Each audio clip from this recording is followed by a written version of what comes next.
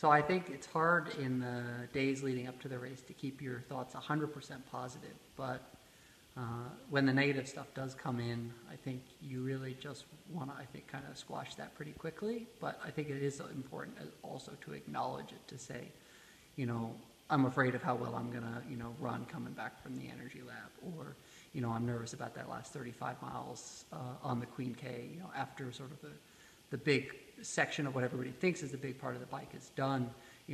I really want to ride that well, and, that's going to be hard and it's going to hurt and all those things. And I think, you want to acknowledge that for sure it's going to hurt and it's going to be tough and it's going to be hard, but you don't want to dwell on that. I think it's acknowledging you have those thoughts and then moving on from there.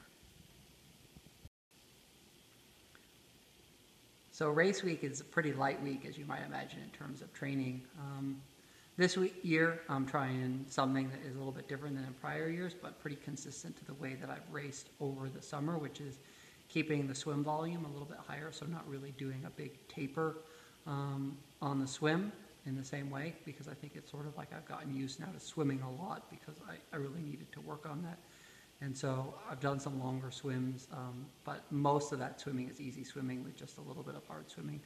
On the bike and the run, especially the run, the volume comes way down, and it's really just about getting out there a couple times a week, doing a little bit of intensity, but in general it's all just really, really easy, except for just a couple of sections sort of at race pace or a little bit over race pace on both the bike and the run.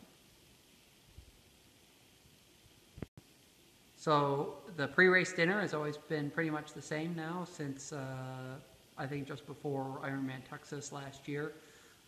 Basically just chicken soup with rice, get some salt in the chicken broth, some good protein in chicken breasts, a bunch of carbs with rice, and then a little bit of vegetables in there just to have some fiber but not too much, and that's just a pretty basic, really easy meal. It's, I think, sort of guaranteed not to upset anything, and gives you basically what you need for race day. I don't go crazy, and it's not a carb load by any means. I try and keep it pretty balanced within there. Cook the chicken in some coconut oil to get some fat in there as well, and that's really it. I mean, it's pretty simple. There's probably a little bit more salt than normal, but that'll be continuing throughout the day.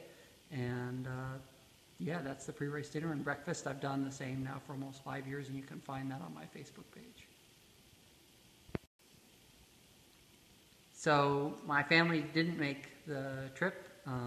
Jill is pregnant with twins, due at the beginning of January, so she is a little bit immobile right now, and it would have been quite an adventure, I think, to come and have daddy time and also try to race Kona. So Jill and Quentin are both back at home, but certainly will be carrying thoughts of them with me throughout the race, and especially when the going gets pretty tough. I think it helps a lot to think about them being back home cheering.